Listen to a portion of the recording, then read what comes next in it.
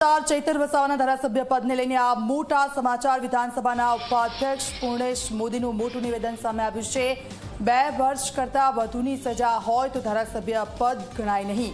હવેથી ચૈતર વસાવા ધારાસભ્ય તરીકે ગણાશે નહીં, બેઠક ખાલી ગણાશે। લીગલ વિભાગ દ્વારા વિધાનસભા અધ્યક્ષને દરખાસ્ત આવશે, દરખાસ્ત બાદ કાર્યવાહી હાથ ધરવામાં આવશે। ઉપલી કોર્ટમાંથી સ્ટે આવશે કે નહીં ત્યાં સુધી બેઠક ખાલી ગણાશે। આગામી 6 વર્ષ સુધી ચૂંટણી પણ લડી શકશે નહીં। સજા પર સ્ટે મળે તો જ ફરીથી ધારાસભ્ય તરીકે ગણી શકાય। ભારતમાં ધારાસભ્ય હોય કે સંસદ સભ્ય હોય એના માટે જે આચારસંહિતા ઘડાય છે એમાં ખાસ કરીને રિપ્રેઝન્ટેશન ઓફ પીપલ્સ એક્ટ 1951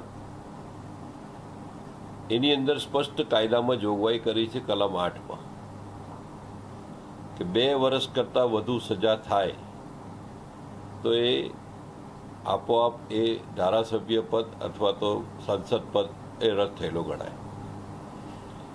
એટલે સસ્પેન્શનની વાત નહીં, પરંતુ હવે એ ધારાસભ્ય તરીકે ગણાય જ નહીં, એ સીટ ખાલી ગણાય। હવે જે પ્રક્રિયાની જે વાત કરી એમાં લીગલ સેલ મારફત માનીય આપણા અધ્યક્ષશ્રીને એની પ્રપોઝલ આવશે ત્યારે એ પ્રોસિજર પૂરી થશે। પણ કાયદામાં બહુ સ્પષ્ટ જોગવાઈ છે, સાથે સાથે એ પણ જોગવાઈ છે કે જ્યાં સુધી બીજી કોર્ટમાંથી એટલે કે ઉપલી કોર્ટમાંથી રાહત ના મળે